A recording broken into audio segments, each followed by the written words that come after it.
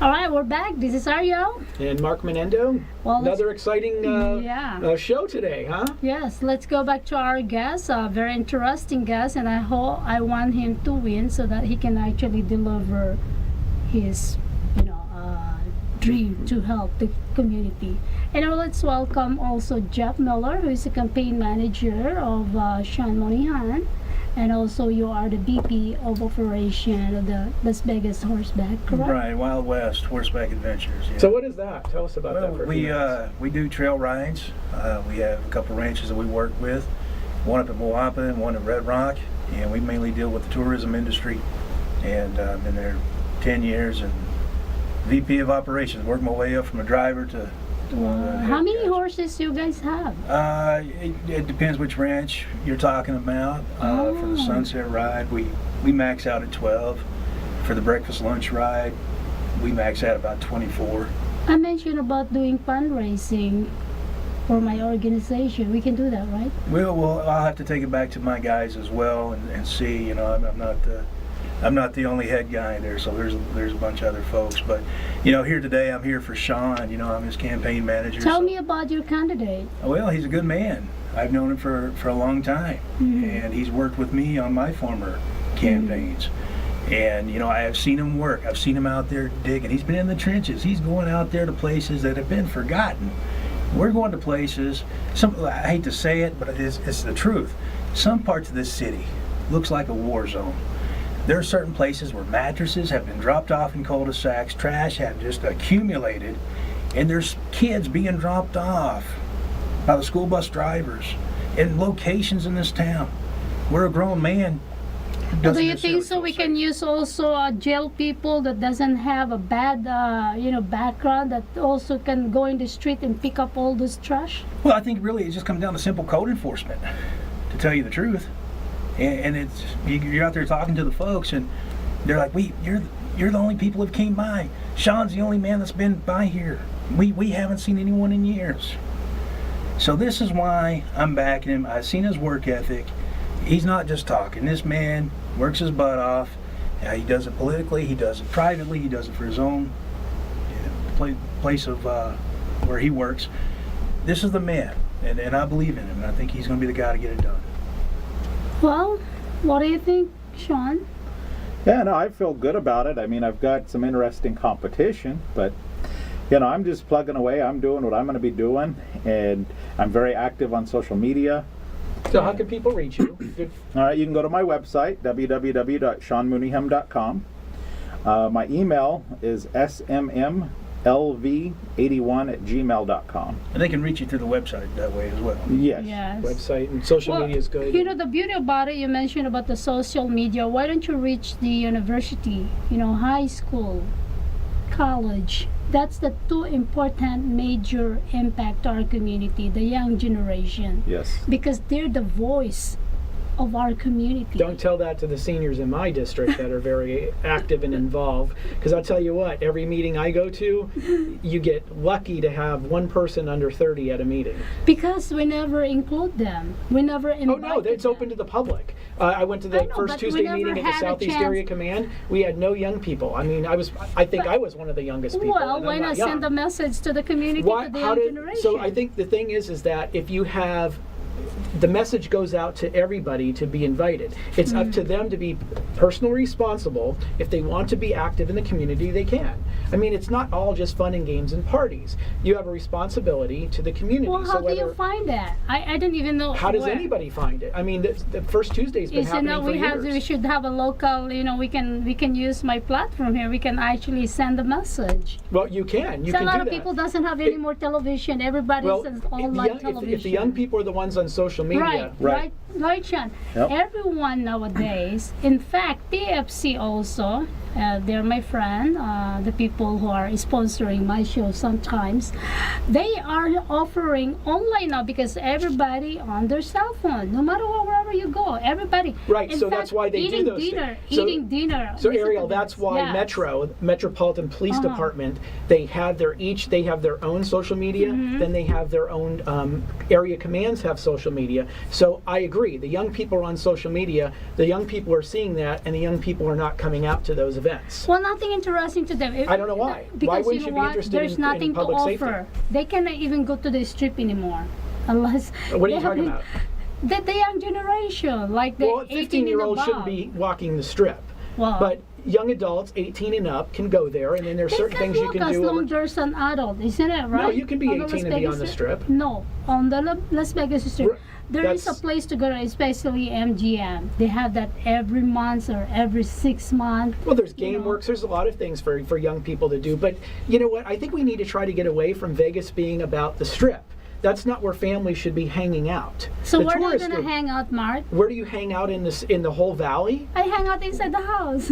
No, well, you need to get out more because Parks, there's a lot. trails, Red Rock, Exactly. Mount Charleston, the The lake. wetlands, the lake. Well, has a lot of there's people- so many Sean. things to do. Arts There's- District. The Arts District. There's so many sporting, soccer. There's hockey's becoming popular now. There's so many things that kids can That's do. I mean, not if we're focusing, everybody, if we're- Mark. So let's take our 800,000 kids in that live in Clark County and stick them all on the strip. I don't think that is what we should Well, be doing. let's And I don't talk think to we should Sean. be Let's encour- talk to I Sean. don't think we should be encouraging that either. And I bet you that's not part of your platform. No. Yeah. What is your other platform? Let's talk about the parking you said. Okay. Let's talk about the. Why do you think the casino, they have an emergency or urgently or whatever that they want to charge people to park on the parking lot? And why do they think they had to charge the resort fees? Yeah, they give you $45 and then the resort fee is $75. Okay, because sometimes I stay at the Circus when I have guests. My children, my grandchildren, my daughter, they love Circus because of the games there. But resort fee is the one that's killing us. I know Circus doesn't charge parking lot. Right.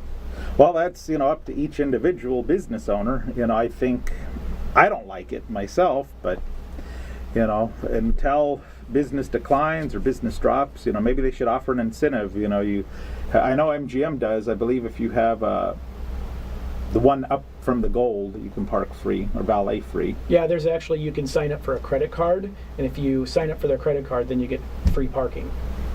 But my fear eventually is that the casinos are going to just price themselves out because you're charging so many fees. I know when I partake in or go into a casino, if I have to pay a fee, I'm not going to put anything in the machine. Not that I gamble very much, but and I've had people tell me that they're charging me all these fees. I don't want to go out. I don't want to go to the strip, and I stay away from the strip for the most part. Right. I never go to the strip. Me too, I don't and go. I don't know Only any unless families there's a that send their meeting. kids to the strip for fun.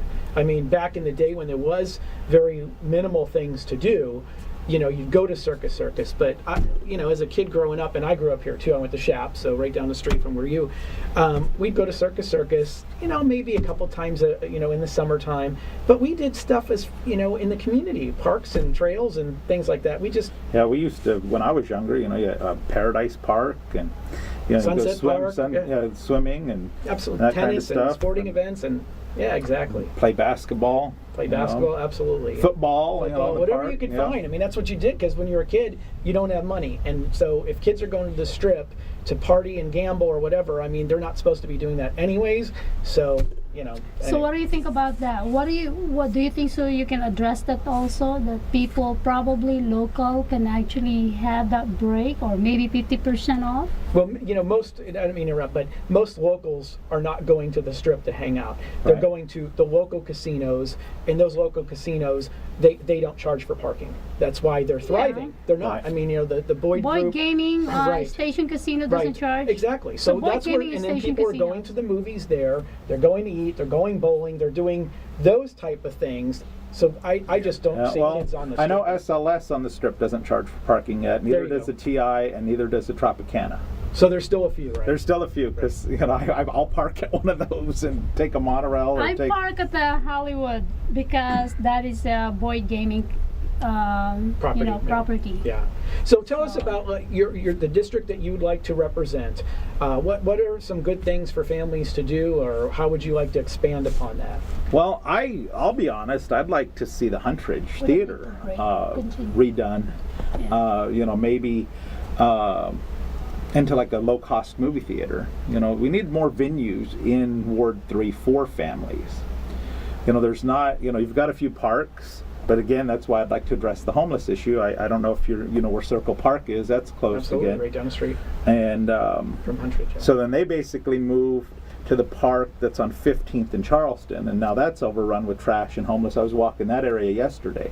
So I think if we can address that issue, the kids and families will be able to enjoy their parks again. So and that's what I'd like which to bring. area is that are you talking about? Well, it's Ward 3 is a big area. There's 100,000 people in the ward. Basically, it starts at Sahara and Las Vegas Boulevard going north, and then I've got all the way to Owens, basically. So it's a big area. Nellis to Western. Yeah. Yeah, you go all the way down to what Nellis is your and guys? Charleston. I almost forgot what I'm gonna ask. What is your agenda? I mean, what is your plan on the homelessness? Are you planning to get the officers? I mean, from the mayor, from the councilman who is already on the position now, to build the houses? Well, I have an idea. Just a matter of getting the right people involved with the idea. Right now, you've got a lot of vacant real estate. You've got, for example, Kmart's have been going out of business. What if you took a couple of those commercial buildings and you put cubicles in? That way, there'd be a place for them to sleep safely. You put showers. They could shower. They'd have a physical address, so they could have jobs, and they could start looking for jobs.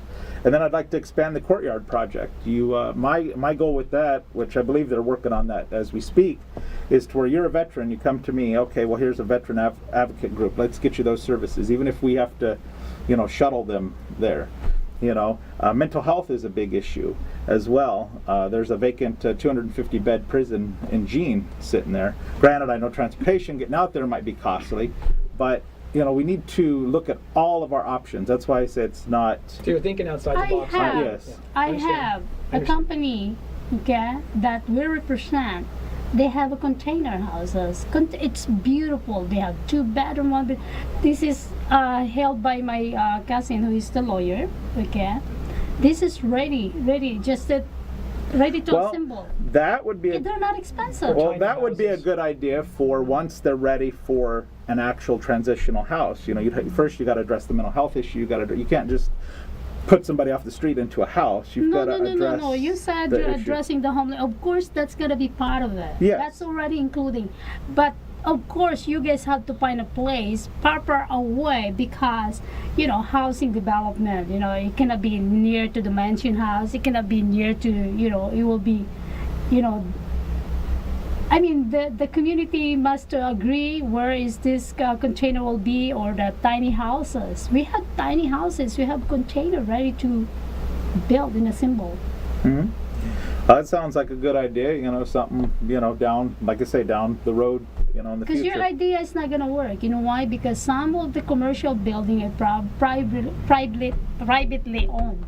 That's when they sell it. The city or county or state buys them, and you could almost make it self-sufficient. You encourage them to clean and work there. You could almost, and then you could bring the counseling and the services to them. Bring services right to them. Exactly. I understand what you're saying. Exactly. And they do that now with community centers, but of course they're not open 24 hours. But on cold days, hot days, we have places for people that are homeless to go. So you're kind of expanding upon that kind of plan that they're already doing, but as a more permanent until they can transition until they can get into a transitional house or into one of those container homes.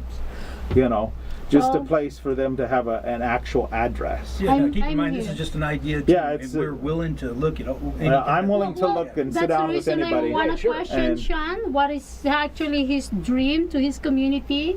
What he wants to deliver, and if the platform works, then he can get some help. This is a good thing for him. It's the truth. That's why we are here for. Yeah. Yeah, no, I appreciate it. I want to thank you for having me on here. Well, on you this have a lot of platform. viewers, so yeah. Why don't you? I give you the 5 minutes and introduce yourself and invite the people. What is the Ward 3 and where is your boundaries? I Go think you ahead. kind of already mentioned that. Right. I can tell you the election's April 2nd. That is the primary, primary, election. right? And it's a nonpartisan position. And the top two, because I have a feeling there's going to be top two, they will move to the general election in June 11th. And that is if you do not get 50 plus one. plus one, right? At 50 plus 1%. So if 50 nobody plus gets one. 50 plus one, then the top two. Right. Move on to the general election in June. Glad you So mentioned. how is your feeling about your opponents? Well, I'll be honest. I'm not too concerned, really. You're with running any your of own them. race. I'm and running focusing on yours. I'm Good focusing for on my you. own. Good for you. I'm trying to stay positive and be focused. Good for you. I don't, like I Don't said. worry, we're not gonna mention your opponents. We're only gonna mention Sean Monahan. Don't forget if you are living on that boundaries from Sahara. From where in Sahara? Well, north, it starts Sahara and Las Vegas Boulevard going north, and then I pick back up at Charleston, and I go all the way to Owens. Because Sahara, it ends at Boulder Highway, because then that becomes Sunrise Manor. Right. And but I've got from Charleston, from Nellis and Charleston, all the way to about Bruce. Yeah. So the Walmart in okay. Nellis and Charleston, that plaza there is in your ward. Yes, So everything east and everything south is not. correct. Right. Yeah. I'm familiar. You live My- down there, right? I'm not in the city, but you live I'm in the by Boulder. You You're- live I'm in the in mountain. Sunrise Manor. Yeah. I'm like Flamingo and Boulder Highway area, Cabana, yeah. But I'm familiar because, always patronize businesses in our area, so it's always Yeah. good to know. So tell us, you were born here? Born and raised. I'm 37. Like she mentioned earlier, I graduated from Valley High School. I graduated from their Academy of Travel and Tourism Experience. Saw that. One thing I could bring up too, while the homelessness is so dear to my heart, back when I was younger, back when I was about 19, I found myself actually homeless. Really? So, and I stayed for a few nights at Salvation Army, and then I was able to get myself back together, but I kind of hit rock bottom. So I know, a little bit, because I've been there, in my own experience. Personal experience. Well, I'm sorry or to anybody to go through something like that, but obviously you bounce back.